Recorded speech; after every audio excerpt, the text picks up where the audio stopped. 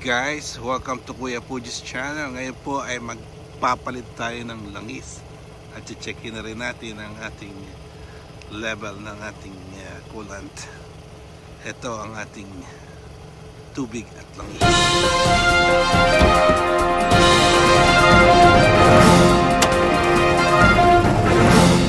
Guys, ayan, painit na natin yung makina, tapos i-drain na natin yung oil. Ito yung kanyang dipstick.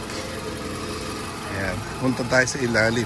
Guys, nasa ilalim na tayo at simulan na natin. First thing, napainit ko na yung makina. Tanggalin ko na itong drain cover. Ito siya. Kung nakikita siya.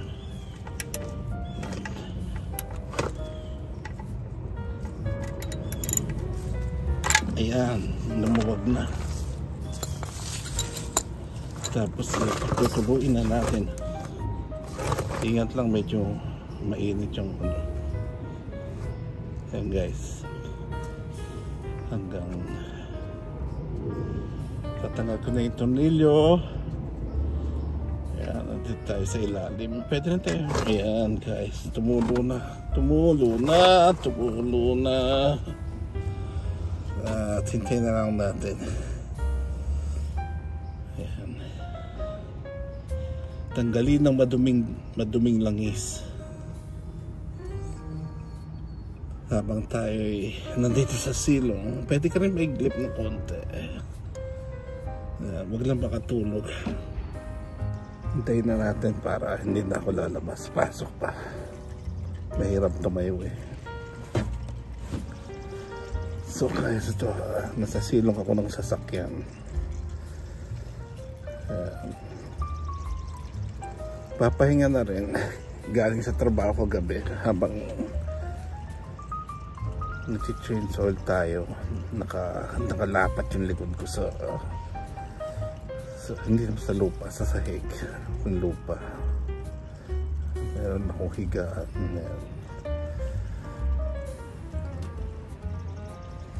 Tayo natin.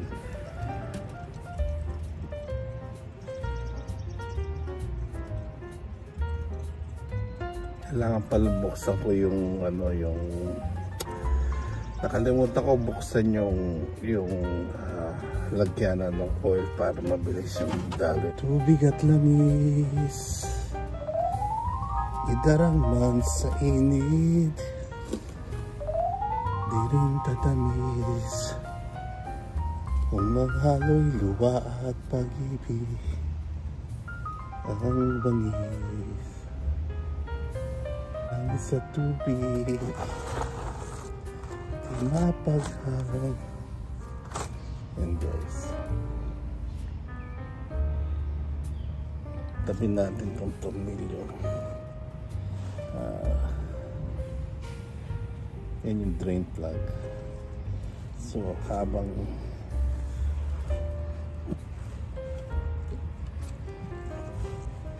guys,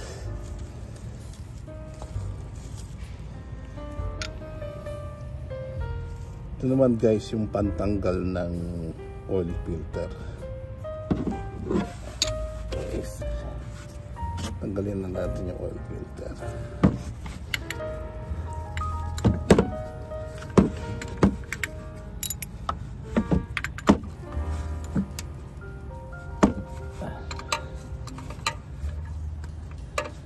Kailangan natin ng extension para mabukod siya. Ayan.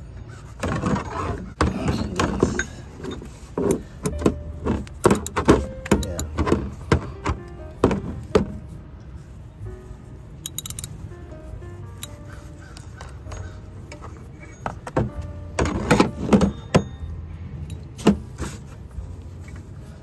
Tinanggal mo itong oil filter, meron pa siyang langis dyan, kaya tutulo pa yan. Yan guys, kita nyo. Ayan, ito na yung oil filter. Tinatanggal ko na siya guys. Ayan, tanggal na. Ito guys yung kanya lumang oil filter. Ayan. natin. Ayan, patuloyin natin sandali. Ayan guys, na-drain na siya. Kakabit ko na yung bagong oil fill. So guys, ayan, tumigil na yung tulo. Ito yung bago nating oil filter. Pag magche-change seal, check nyo na lang yung ano, kung ano yung tama sa kotse nyo. Yan, lalangisan lang natin tong pinakabukana. Konti, yan. Tapos ipapasok na natin. Sakto yan.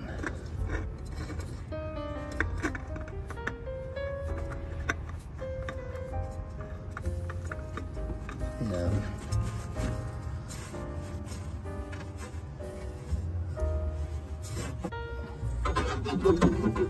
Tapos ng konti.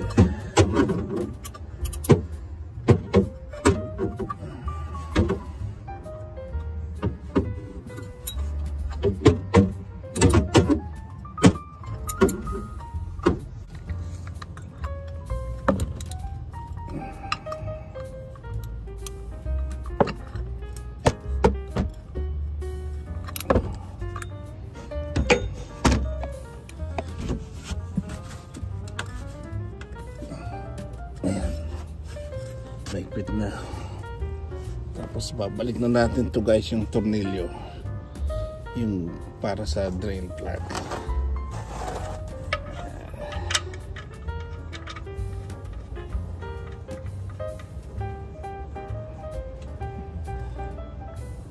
Ito guys, maigpit lang konti. Yan.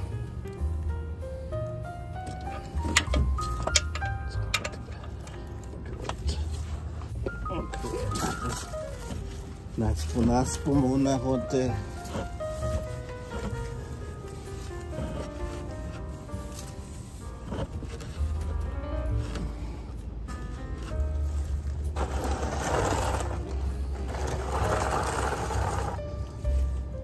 Yan guys, naspo.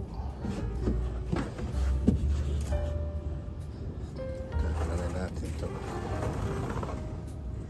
Ito guys, binabalik to doon sa pinagbilan. Hindi, nare-recycle mo na yan. Yan ay lumang langis. Ibabalik natin yan doon sa pinagbilan natin ng langis. So guys, yung oil filter, kung anong klaseng oil filter, sa kung anong klaseng oil, kung ilang oil lang ilalagay nyo, i-repair nyo lang doon sa manual nyo.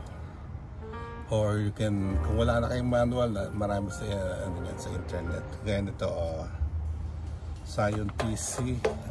Repair na lang kayo sa manual nyo kung ilang oil, anong klaseng oil. Ito po, nagkagamit tayo ng OW20 at 3.8 liters. Yan. So guys, ito ang gagamitin natin. Ang required po is 3.8. Ito po ay sa 4.7. So nagaganda siya ng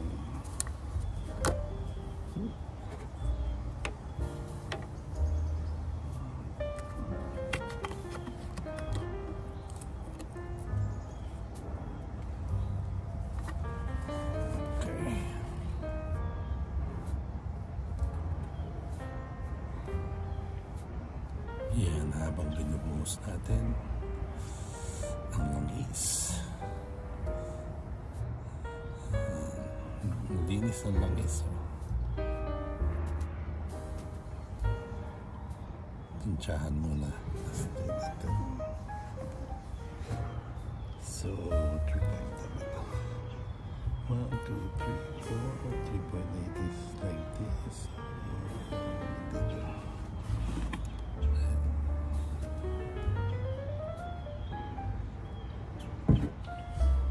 Konti pa.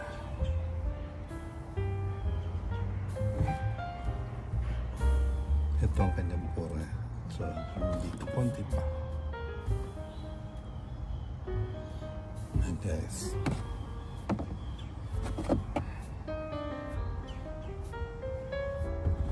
Ayan. Tapos checkin natin yung level. Habang pinapababa natin yung langis.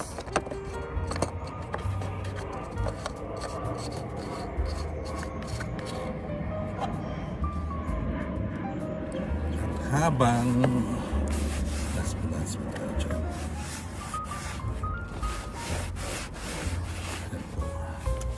Andito na rin tayo, checkin na rin natin ang kanyang coolant kung ano. So guys, ayan, habang nandito tayo, checkin na rin natin ang ating coolant at ang radiator fluid sa coolant nga pala yan, power steering fluid at saka ang ating brake fluid. Ayan. Always refer to your manual. Ito ang ating radiator fluid. Natagdagan na natin.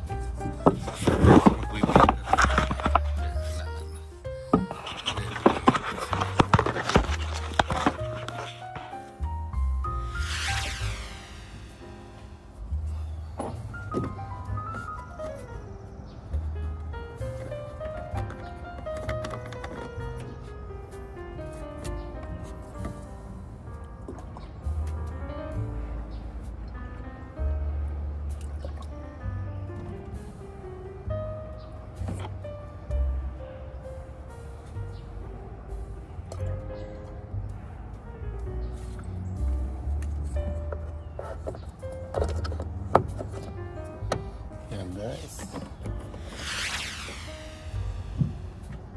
syempre pa dagdagan na rin natin ang ating washer fluid. Ayan.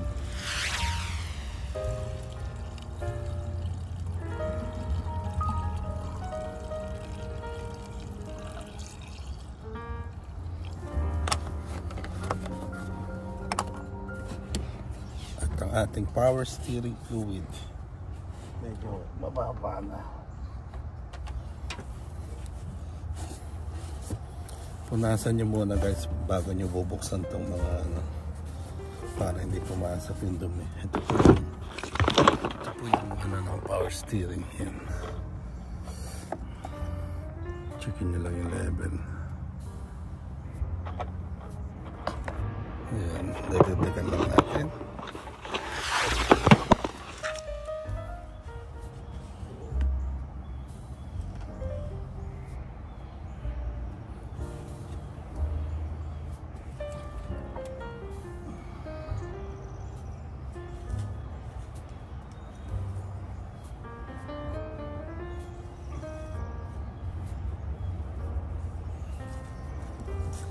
Tapos repair nyo rin sa manual nyo kung ano yung tamang ano.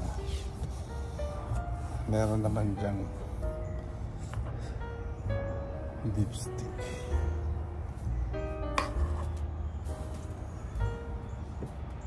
Ito. Tingnan natin.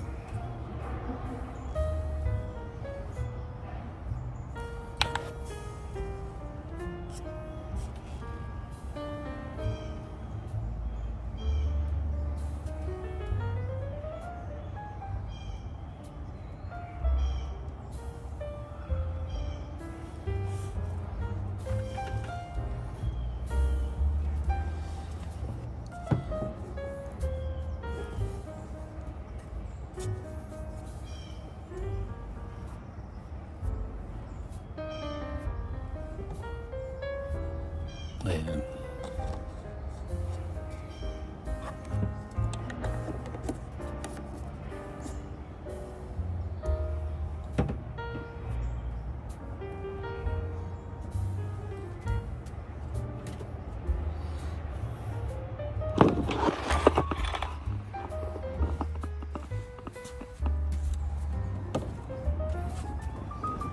Tapos guys, itong ating brake fluid.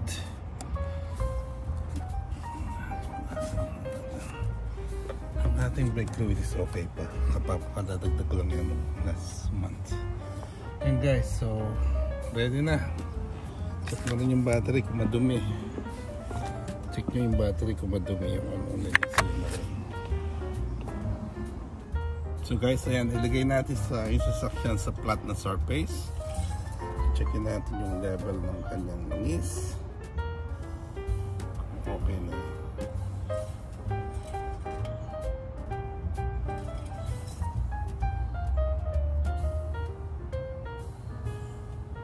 Nasa gitna, konti pa. Dagdagan pa natin ng konti.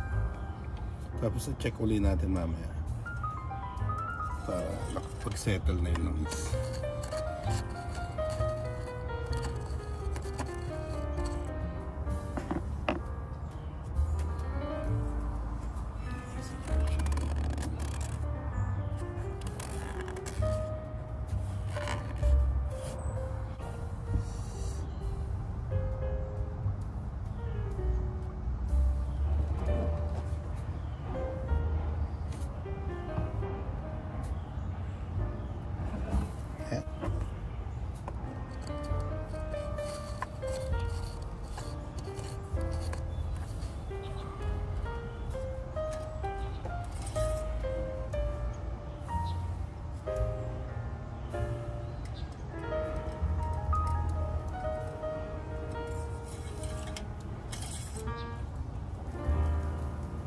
Okay guys, sakto na.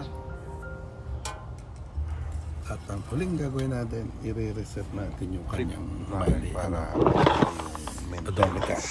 Guys, ayan po, i-reset natin yung odometer para mawala na po yung umiilaw na maintenance required. Ang gagawin po natin ay pe-press natin yung knob sa odometer while naka-on yung ating ignition. Tapos papatayin natin ang ignition, to turn on muli, bubiblink na yung mawawala na yan. So guys, yan, habang nandito na rin tayo, no, na-check na natin lahat ng fluid. Checkin na rin natin yung kanyang air filter. Yan guys, so tignan mo ko lang siya. Ito na yung air filter niya. Air filter. Yan guys, madumi na siya. Papalitan na rin natin siya.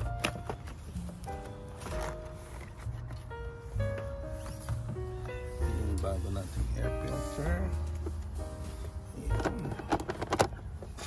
Yan guys.